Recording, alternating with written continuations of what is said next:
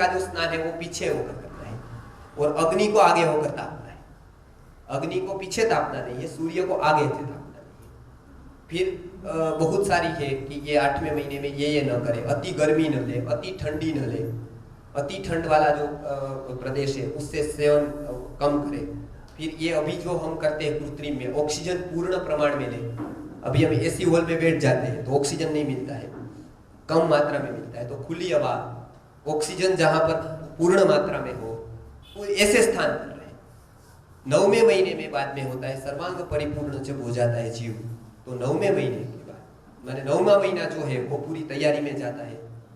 उसमें आप रेगुलर जो करते हैं वो करिए, जो 8वें महीने की चर्या है वो वहां पर करें, क्योंकि अब पूरी तैयारी हो रही है। डिलीवरी आएगी तो उसके लिए जो जो बंदोबस्त करना है वैद्य का, उसका औषधियों का, वो सब पास में रखें। कि कौन सी चाहिए, नॉर्मल डिलीवरी के लिए क्या क्या चाहिए, तो वो प्रयोग हम बताते हैं सब जगह।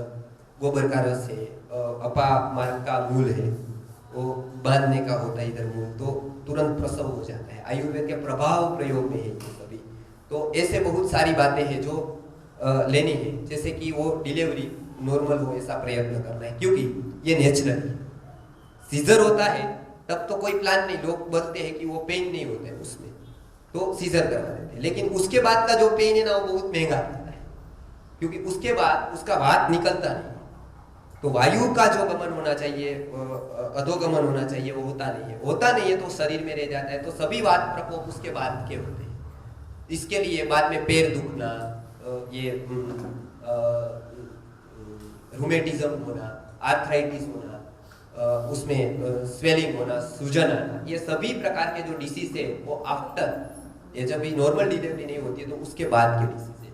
और वो प्रकोपित होकर यदि मन में गया तो शिरोरोग करता है। मतलब अनेक प्रकार के शिरोरोग बताए हैं। तो वो हेडेक, तो इधर दर्द होना, याद नहीं रहना, बहुत सारे डिसीज होता है। तो वो आयुर्वेद में बताया कि वायु है उसका अनुलोमन होना चाहिए, तो वो डिलीवरी टाइम पर हो जाता है। यदि नॉर्मल डिलीवरी हुई तो अनुलोमन, इसके लिए उसके यहाँ अभ्यंग करते थे हम लोग।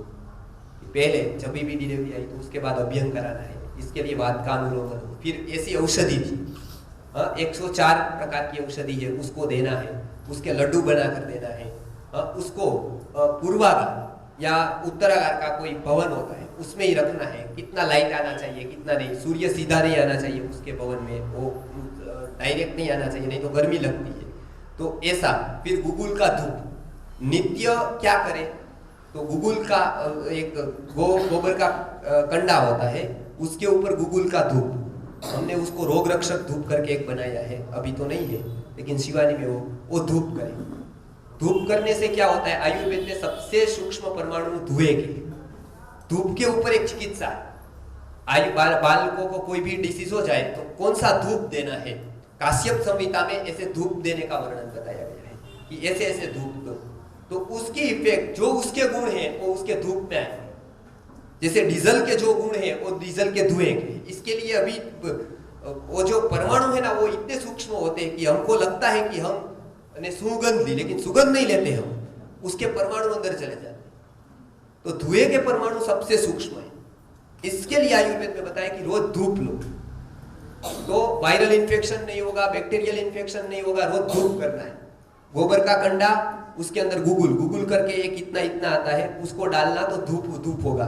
साधारण ये धूप है, लेकिन बाद में डिसीज वाइज धूप दिए गए।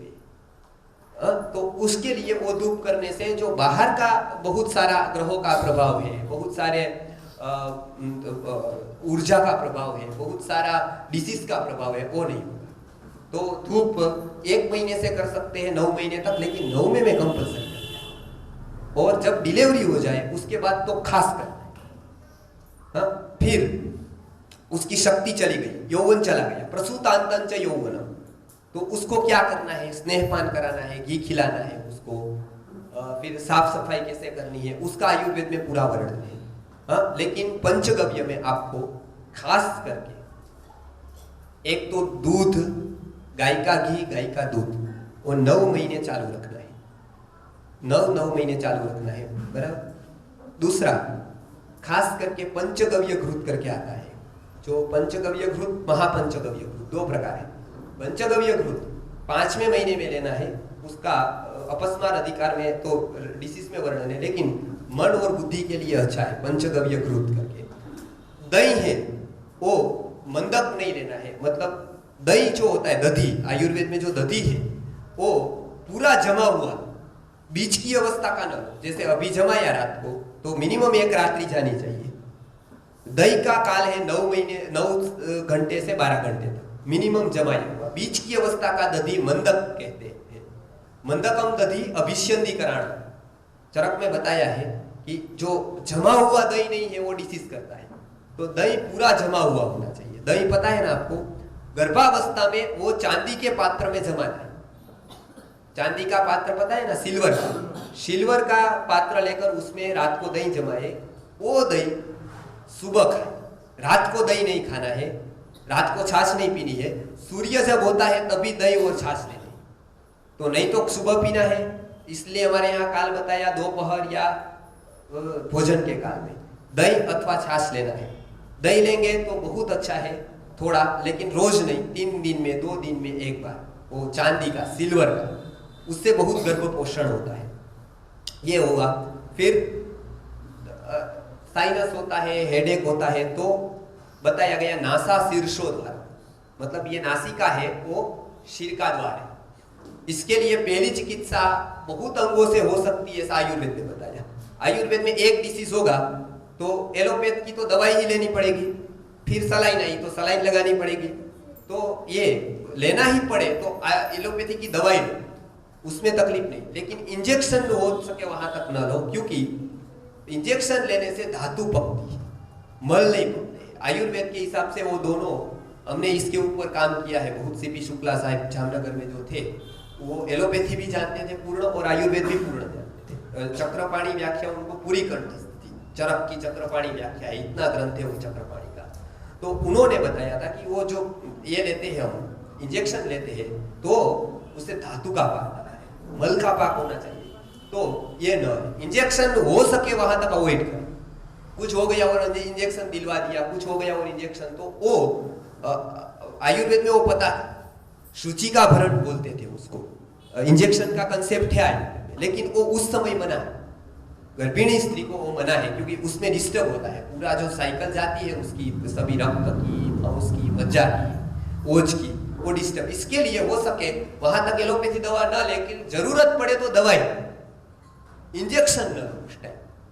ये एक है, क्योंकि उसमें पाक होगा तो बहुत तकलीफ, मानो बाहरी इंजेक्शन में सूजन आएगी, स्वेलिंग आएगी तो बहुत तकलीफ होगी, बाद में उसके लिए एंटीबायोटिक लेनी पड़ेगी। और बहुत सी गर्भ की हानियां इस सब से हुई है, वो हमको पता नहीं, लेकिन हम जब मेडिकल जर्नल में देखते हैं तो बहुत सारी हानियां इससे होती है। दूसरी बात, बार बार सोनोग्राफी न करवाए तो बहुत अच्छा है। बहुत गर्भ विज्ञान का ध्यान रखेंगे तो होगा ही नहीं कुछ। नहीं मन मानता है तो कम से कम करवाए। वो रेस एक टाइम वो रेस चाहते हैं, कुछ नहीं होता ऐसा नहीं है। हाँ, वो रेस एक टाइम और वो इफेक्ट करते हैं।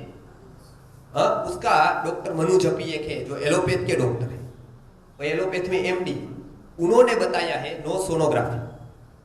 उन्होंने पुस्तक लिखी है जो गुजराती भाषा में है, और डॉक्टर एमएस वो बताते हैं कि गर्भावस्था में सोनोग्राफी की तो रेस का बहुत बड़ा प्रभाव होता है उसके ऊपर।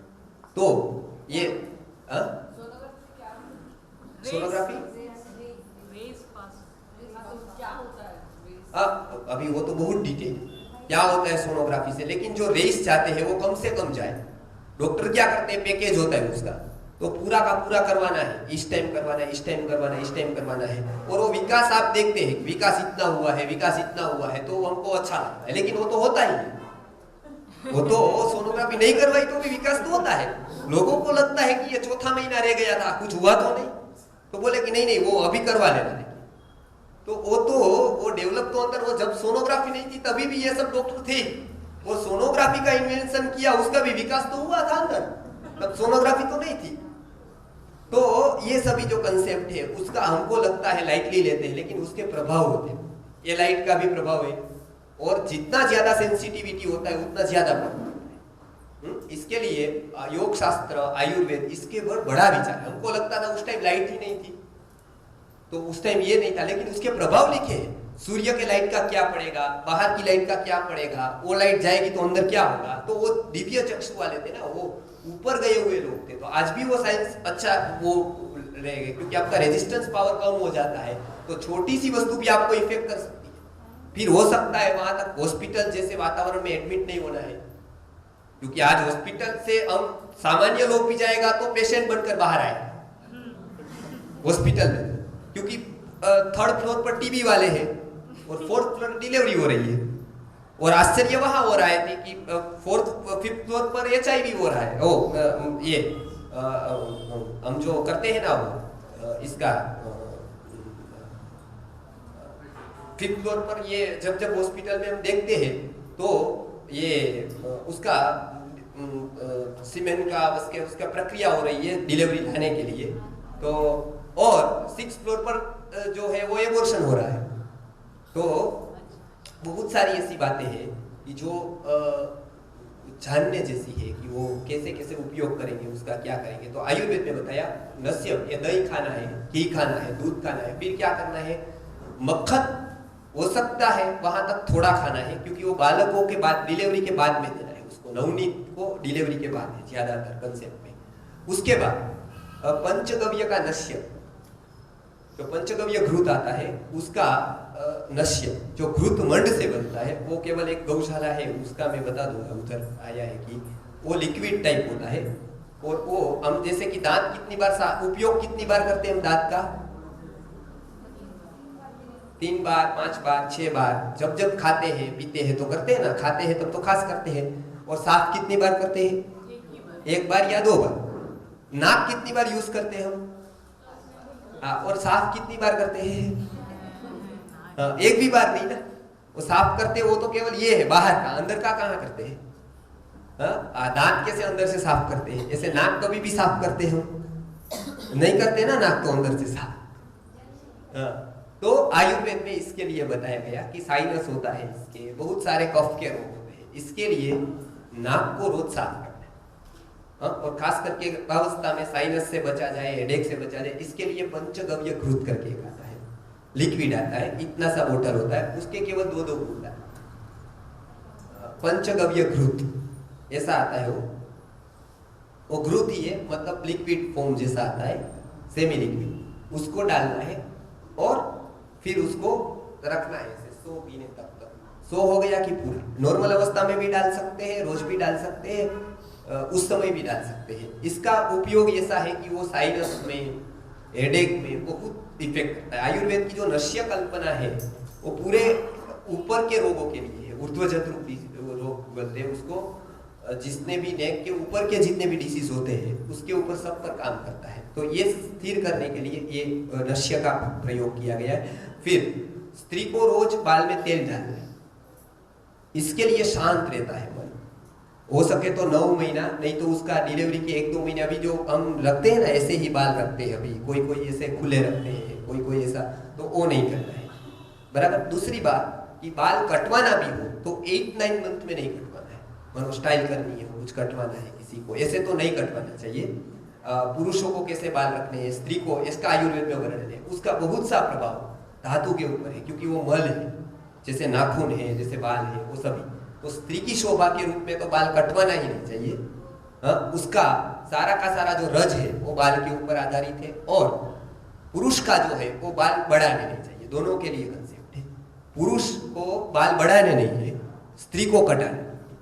इसके लिए आयुर्वेद में क्षौर कब करना है, कितने दिन में दाढ़ी करनी है, कितने दिन में बाल, वो मेडिकल साइंस की बुक में आया है, ये इफेक्ट होती है उसकी, वैद्यों को कितने दिन में करना है, तो ये सभी है। फिर आयुर्वेद में बताया कि यदि कटवाना भी हो तो 8-9 मंथ में नहीं कटवाना है।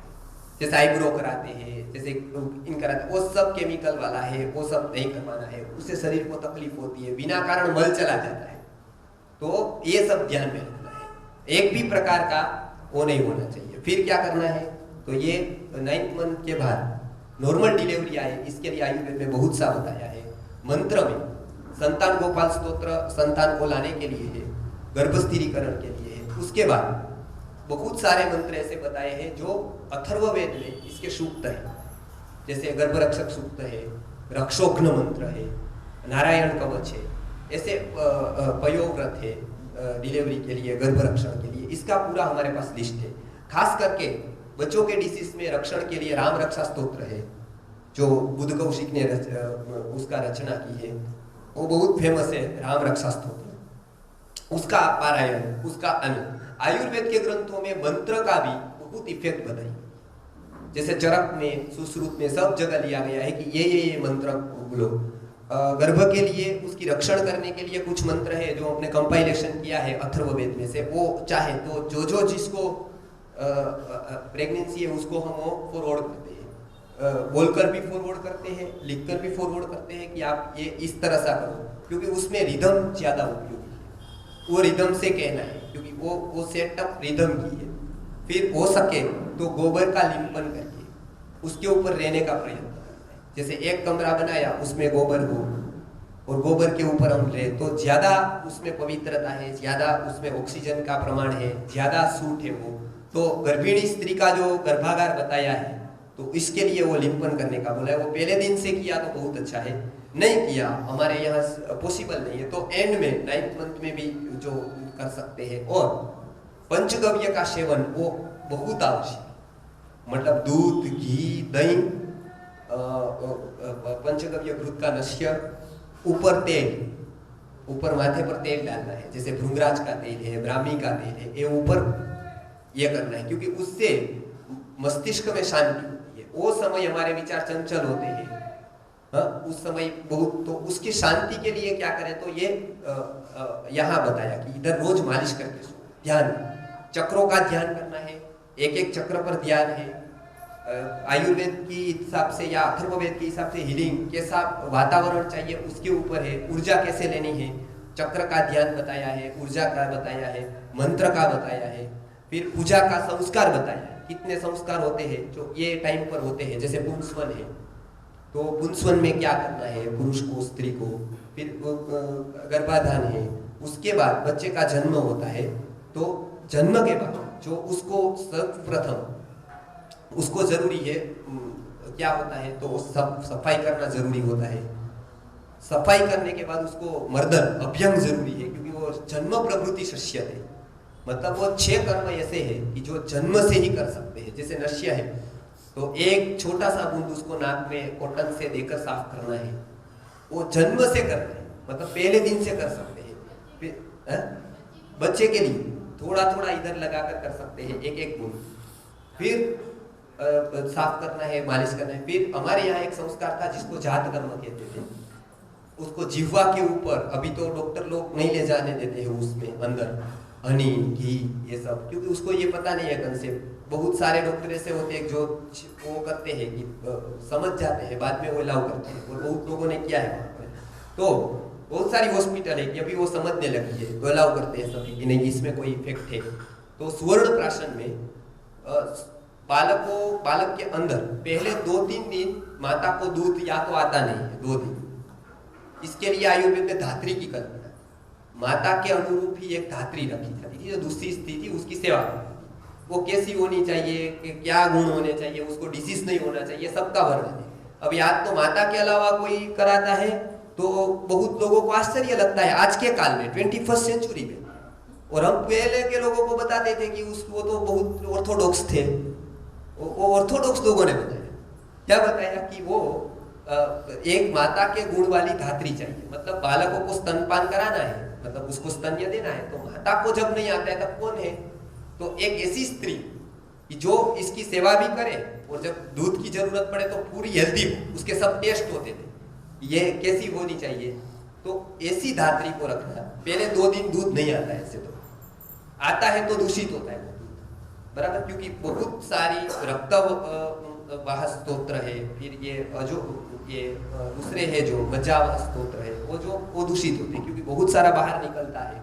तो वो 2-3 दिन जो स्तन्य है वो खून में से ही बनता है, धातु में से होता है, वो रस का ही एक भाग है, तो रस से वो बनता है स्तन्य, तो रस धातु दूषित होने से उसको स्तन्य दूषित आएगा, और उससे बालकों को बहुत अंदर एक टाइप का दूषित बन जाएगा, विष जाएगा, पॉइजन जाएगा। और उसको निकालने के लिए हमारे यहाँ सुवर्ण होता है। गोल्ड एक ऐसा है जो सुवर्ण ऐसा है गोल्ड जो पॉइजन को रिएक्ट करता है, पहला रिएक्शन गोल्ड के ऊपर आया। इसके लिए जब गोल्ड का जब पहले के राजा थे तो चाणक्य ने क्या बताया कि राजा को भोजन करना है तो गोल्ड की थाली, क्योंकि पॉइजन वाला यदि चावल भी होगा ना तो काली पड़ जाएगी, गोल्ड का तुरंत रंग बदलेगा, और रंग बदल गया कि पता चलेगा कि इसमें पॉइजन है, तो जो भी उसमें डालेंगे उसका रंग बदलेगा, तुरंत रिएक्ट करेगा।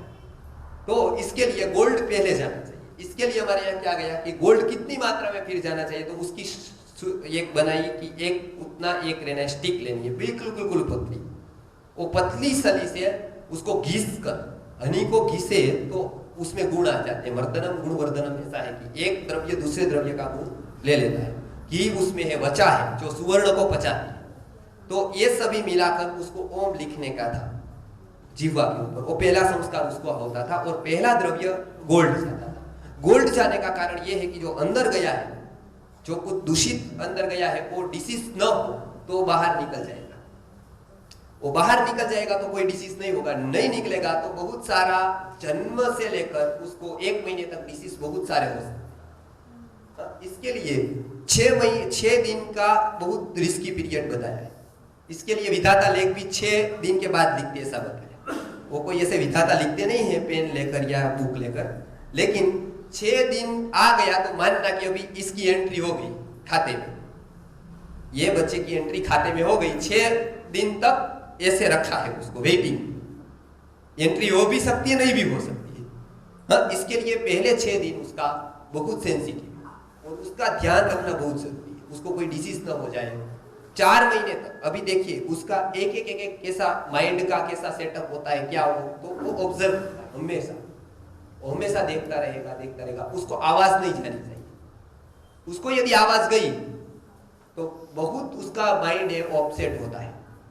हाँ, आज तो क्या होता है, और किस नहीं करनी है उसको किसी को भी, उससे जंतु संक्रमण होते हैं, मुख लगाना ही नहीं है उसको, फोटो खींचना नहीं है, वो इतना कोमल है, उसको रेस जाएगा ना, हमको लगता है कि मोबाइल से ले लिया, लेकिन उसमें रेस जाता है, हमको वो पता नहीं है कि रिफ्लेक्ट कैसे होता है फोटो, हमको तो लगता है चमत्कार हो गया, फोटो ले लिया और फेसबुक में अपलोड कर दिया, फिर सबको तो लाइक भी सबने कर दिया ऐसा, तो वो तो लाइक किया लेकिन शरीर डिसलाइक करेगा उसको फिर, तो ये उससे कुछ नहीं होने वाला है। तो पहले रेस नहीं जाने चाहिए, प्रकाश नहीं जाना चाहिए उसके ऊपर, अंधेरे में ही रखना है उसको। अंदर जो विष अनेक प्रकार के जाते हैं उसमें वो अभी कैपेबल नहीं हुआ है हमारा टच करे हम, तो माँ के सिवा किसी को छूना नहीं है, पिता को भी छूना नहीं है उसको, धात्री जो उसकी एक सेवा करने वाली बाई होती है वो, और एक माता, दो को ही उसको टच करना है, क्योंकि वो बाहर नहीं जाते हैं, बाहर का उसका कोई इन्फेक्शन नहीं होता है। तो ये दोनों का बताया। स्टरलाइज कैसे करना है, जंतु मुक्त घर कैसे करना है, तो धूप बताया। खास करके ये जो अभी सिस्टम निकली किस करने की, बातें करने की, उससे बालकों को मन में बहुत दोष होते हैं, वो एकाग्र नहीं हो पाता। इसके लिए आज जितनी भी पीढ़ी आप देखेंगे कॉलेज की, हम बहुत दुख होता है, स्कूल में जाते हैं कॉलेज में जाते हैं तो इतने चंचलपन कभी भारत में था ही। कोई भी हम देखते हैं, कोई भी बालक वो चंचल है बिल्कुल, एकदम स्थिर होकर कुछ सोचता नहीं। आप कभी भी इसके लिए देखो ना, चलिए 50-60 साल में होने का बंद ही हो गया, कोई सांस्कृतिक ऐसे लोगों की पूरा पता नहीं ऊपर से बंद हो गया, हमको लगता है कि ऊपर से ही बंद कर दिया भगवान ने, लेकिन आज भी आते हैं, लेकिन हम बिगाड़ देते हैं उसको, हम वातावरण ही ऐसा देते हैं, जो अच्छा आदमी आया तो भी बुरा बन जाएगा। तो उसमें ये ध्यान रखना है, उसका एकाग्रता, ऑब्जर्वेशन टूटे नहीं। इसके लिए 4 महीने तक, और ऐसे प्रयोग सूरत में तो हमने करवाए, 4 महीने तक उसको एक भी शब्द कान में नहीं गया है। आज ऐसे बच्चे हैं और उसका देखो मेधा कितनी, वो बढ़ती है, जितना ऑब्जर्वेशन को टाइम देंगे उसको उतना उसकी मेधा बढ़ेगी, बुद्धि बढ़ेगी। तो ये देना है कि उसका मेधा बढ़े, इसके लिए शब्द नहीं जाना है, कोई बातें करना ही नहीं है, उधर मौन केवल, और पिता उसका है उसको भी बाहर रहना है, माता और धात्री दो ही वर्णन है आयुर्वेद में। सुवर्ण प्राशन हमने ये बनाया है, उसको अभी तो हम चालू नहीं कराते हैं, लेकिन 6 महीने के बाद उसका काश्यप का पूरा 3 साल का गुरुजी ने काम किया, पूरे काश्यप समिति के ऊपर वेद को लेकर उसका सुवर्ण प्राशन बनाया। और स्लम्स जितने भी है, अभी 5-7 स्लम्स में तो चालू कर दिया हमने, फ्री ऑफ देते उधर। पुष्य नक्षत्र में कोई केंद्र करना चाहते हैं, आस पास के सोसाइटी के बालकों को देना है, तो हम फ्री ऑफ चार्ज अपनी संस्था की तरफ से उसको देते हैं। और सेल के लिए जो रखा है वो भी संस्था का है, इसके लिए profit no loss no profit इसके स्थान पर हमने रखा है। वो 170 का ही है गोल्ड भस्म का, तो वो बहुत कम रेट में गुरुजी के उसके सिद्धांत के अनुसार हमने वो रखा है, वो मिल सकता है भी बालकों को चाहिए तो। उसके भी बहुत अच्छे रिजल्ट देखे हमने, क्योंकि वो मंत्र से अभिमंत्रित करके उसको बनाते हैं। तो एक हमारी संस्था ऐसी है कि ये सब करके उसको सुवर्ण प्राशन का निर्माण करती है, तो उसको सुवर्ण प्राशन देना है। बाद में 2-3 दिन दूध का दूषित के बाद बहनों को दूध आता है, उसमें 2 औषधि है। जिसको स्तन्य नहीं आता है, जैसे दूध नहीं आया तो क्या करें, तो शतावरी का चूर्ण और विदारिकंद, ये 2 औषधि है। दोनों का चूर्ण मिलता है रेडीमेड, विदारिकंद शतावरी, शतावर चूर्ण विदारिकंद चूर्ण, दोनों आधा आधा चम्मच लेकर मिक्स करके उसको बकरी के दूध में देना है। गोट पता है ना आपको, अजा, तो उसके दूध, माता को कौन सा सेवन करना है दूध डिलीवरी के बाद, तो बकरी का, मतलब गोट का दूध ज्यादा सेवन करना है। बच्चों को कौन सा देना है, यदि माता को दूध नहीं आया तो ऑप्शन, सबसे पहला ऑप्शन है गोट का, बकरी का, हाँ, तो वो पहला ये है। दूसरे नंबर पर गाय का, हाँ, क्योंकि अजा का दूध, बकरी का दूध बहुत पचने में हल्का है, वो माता के दूध का बरोबर हो जाता है। तो वो फिर उबाल कर ठंडा किया ही दूध देना है, सीधा दूध नहीं देना है उसको। बाहर का दूध तो एकदम नहीं देना है उसको, जो अभी पैकेट का आता है वो तो देना ही नहीं है, उसमें तो केमिकल ही है, वो पचने में बहुत भारी है, गुरु है। तो ये बकरी का दूध ताज़ा हुआ वो देना है उसको, बराबर 3-4 दिन के बाद। फिर रेगुलर उसको माता का ही दूध आएगा, और माता के दूध में पर्याप्त पानी होता है, इसके लिए अलग से पानी देने की जरूरत नहीं है। तो अभी के जो मेडिकल साइंस वाले जो लोग हैं उन्होंने प्रचार किया और बताया, तो अभी हर एक बस में गुजरात महाराष्ट्र में सब जगह रहता है कि 6 महीने केवल माता का दूध और कुछ नहीं। पहले वो लोग क्या लिखते थे पता है, माता का दूध पर्याप्त नहीं है, इतने प्रोटीन इतने विटामिन ये दो, तब से हम विरोध करते थे, इसको कुछ नहीं देने का है। वो सब पहले ये निकाला था कंसेप्ट, माता के दूध सफिशिएंट नहीं है, उसके साथ आप ये विटामिन दो, ये दो, ये पाउडर दो, ये फ्लेवर वाला वो दो, ये प्रोटीन पाउडर दो, उसको कम हो जाएगा, डेफिशिएंसी हो जाएगी। तो हमने बहुत बार कहा, तो अभी कोई लोग वहां गए, उन्होंने रिसर्च किया और प्रामाणिकता से बताया, तो सब जगह आप देखेंगे वो प्रचार कर रहे हैं कि 6 महीने तक माँ का ही दूध। पहली बार किसने बताया, आयुर्वेद ने बताया। दूसरी बात वो बता दें कि पानी नहीं देना है, लेकिन आयुर्वेद में भी बताया पानी नहीं देना है, जरूरत नहीं। लेकिन कोई कोई अवस्था ऐसी आती है जब उसका जल तत्व कम हो जाता है तो पानी देना है। जब बच्चा बहुत रोएगा और आपको उसका कारण नहीं पता चलेगा कि क्या कारण है, तो उसको हो सकता है उसका पानी कम, तो पानी दो। हम क्या करते हैं, तुरंत पीडियाट्रिक के पास ले जाते हैं, तो वो क्या करता है, वो ड्रॉप देते हैं, उसमें पानी ही होता है ज्यादातर, तो ड्रॉप्स दे देते हैं, तो वो लगता है दवाई पक्की है, ये संजीवनी मिल गई हनुमान जी की। तो पहले ट्राई वो करनी है, क्योंकि वो भी लिक्विड फॉर्म में बनाते हैं, ज्यादातर पानी ही है उसमें, वो जो डिस्टिल करके बनाते हैं दवाई, तो उसमें पानी। तो आयुर्वेद में बताया कि पानी की जरूरत पड़े तब उसको उबाल कर ठंडा किया हुआ पानी 1 चम्मच जितना, जो 4 पूरा पानी लिया 1 गिलास, 3 भाग जला देंगे, फिर 1 भाग पानी रहेगा, तो पूरे पानी के तत्व है वो 1 भाग में आ गए। फिर वो 1 भाग का थोड़ा 1 चम्मच भरकर उसको देना है, उसको आरोग्याम्बु कहते हैं, वो बहुत लघु है पचने में, तो वो पानी देना है। सीधा ठंडा पानी या ले लिया बिस्लेरी का या आरओ का, ऐसा पानी नहीं देना है। और ज्यादातर डिसीज में ये बहुत इफेक्टिव है। जब भी ऐसा हो कि बहुत रो रहा हो, बहुत ऐसा कुछ बेचैनी लग रही हो, तब आप ये पानी इतना सा, उसको जल तत्व की कमी है, इसके लिए वो रो रहा हो सकता है। ज्यादातर ऐसी स्थिति नहीं आती, कभी कभी ऐसी स्थिति आती है, तब आयुर्वेद में बताया कि उसको इस तरह का पानी देना है कि उसको रोना, फिर दांत निकलते हैं उसको, तब डायरिया होता है। डायरिया होता है उस टाइम इधर डीकामारी करके एक औषधि है, जो एक प्रकार का गोंद है, उसको पाउडर करके हनी के साथ इधर लगाना है, तो दांत आ जाते हैं, आसानी से आ जाते हैं। और वो टाइम पर जो डायरिया होता है उसमें जलीय तत्व कम नहीं होता है, लेकिन दूसरे कारण से जो डायरिया हुआ उस समय जल तत्व कम हो जाता है। तो ये ध्यान में रखना है बालकों को। फिर धूप नित्य रोज करना है। आयुर्वेद का जो धूप अलग अलग टाइप के आते हैं वो रोज करने हैं। बालक जब तक बड़ा होता जाता है तब तक मैंने बताया 4 महीने तक उसका ध्यान रखना है। दूध माता का, उसमें भी परिचर्या बताई कि 10वें दिन नामकरण संस्कार है, उसमें क्या है, छठे दिन षष्ठी देवी का पूजन है। वो आयुर्वेद में बताया, जो कंसेप्ट सब जगह है, छठे दिन हम पूजा करते हैं, वो पहली बार आयुर्वेद में बताया है, षष्ठी देवी का पूजन है। वो बालक ग्रह की अधिष्ठायिनी देवी है। फिर उसके बाद 1 महीना, 2 महीना, 3 महीना, 4 महीने तक बालकों को बाहर का वातावरण नहीं दिखाना है।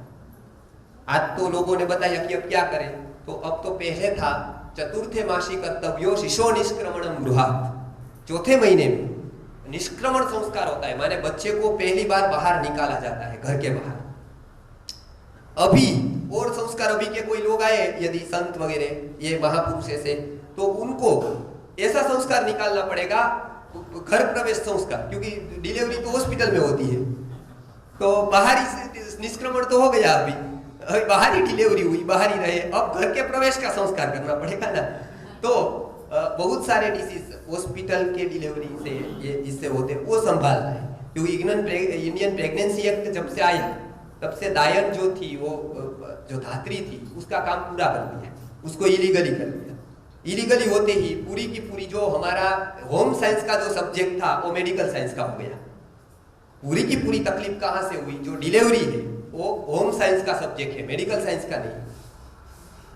हाँ, वो हमने क्या किया, जो होम साइंस का था वो टोटली मेडिकल साइंस ने ले। अब बहुत सारी बातें ऐसी आएगी जो मेडिकल साइंस से इससे नुकसान करेगी, जैसे कि हॉस्पिटल में डिलीवरी है, तो अभी वो डिलीवरी करके गई, अब दूसरा है, तो अब वो थोड़े आयुर्वेद के ग्रंथ देखकर स्टरलाइज करेंगे उसको कि अब धूप दो गूगल का, अब इसके इफेक्ट रहेंगे इसमें, अभी जर्म्स रहेंगे। तो अभी टीबी वाला आया था कोई, उसके जर्म्स से, तो वो तो जाते नहीं है 36 घंटे तक, 36 आवर्स तक नहीं जाते हैं, उसकी इफेक्ट रहती है। अब वो कोई थोड़ा देखेगा, वो तो बताएंगे रूम दे दो, एसी वाला नॉन एसी वाला, बोलेंगे एसी वाला, तो ठीक है चलो एसी वाला को उसको दे दो, अलॉट कर दो। अब उसमें क्या जंतु है, किस तरह के जंतु है, इतना सूक्ष्म साइंस था ये। इसके लिए ये बताया 4थे महीने के बाद उसका निष्क्रमण, मतलब बाहर निकालने का संस्कार किया जाता था। उस समय पहली बार शिव मंदिर में जाना ऐसा विधान है। कोई भी देवता हो, उसको मानते हो, कृष्ण को, राम को, दूसरे को, लेकिन पहली बार दर्शन आयुर्वेद के आचार्यों का ये बहुत बड़ा तटस्थता रही है। वो कोई संप्रदाय के वो नहीं है, विरोधी भी नहीं, फॉलोअर भी। वो जिस देवता का जो रोल है वो देवता को ही वो ये करते हैं, और एक का एक साइंस बनाए कि क्या देवता का, जैसे गर्भिणी स्त्री को शिव मंदिर में नहीं जाना है, जो स्त्री गर्भिणी है तो और मंदिर में जाए, शिव मंदिर में नहीं जाना है। और वही बच्चा जब आए और 4 महीने का हो जाए, तो पहली बार निष्क्रमण संस्कार हो तो शिव मंदिर में जाना है उसको, तब से शुरू करना है शिव मंदिर में जाने का। पहली बार नमस्कार शिव मंदिर का करना है। उसके बाद उसको रोज का जो काम है, पहले किसका मुंह देखे, तो पहला दर्शन उसको माता का होना चाहिए, पुत्र को या पुत्री को, संतान को, फिर धात्री का, धात्री साथ में ही होती है, पिता का, महापुरुषों का। पहला वाक्य 4 महीने के बाद अभी उसको शब्द जाने चाहिए। 4 महीना ऐसा होता है जो एकांत में होता है, वो उसकी साधना है, और वो पूरी कर ली तो उसका इतना इफेक्ट है। उसकी वाणी का प्रभाव आप देखो, उसका माइंड देखो, बुद्धि सूक्ष्म देखो उसकी, वो एक भी बात में ऐसा नहीं लगेगा कि ये इसमें इफेक्ट हो। बस केवल कितनी महीने मेहनत करनी है, 4 महीने। वो 4 महीने तक हम जो कोष को डेवलप नहीं होने देते, बात बात में डिस्टर्ब करते, जैसे हम बातें करते वो डिस्टर्ब करते।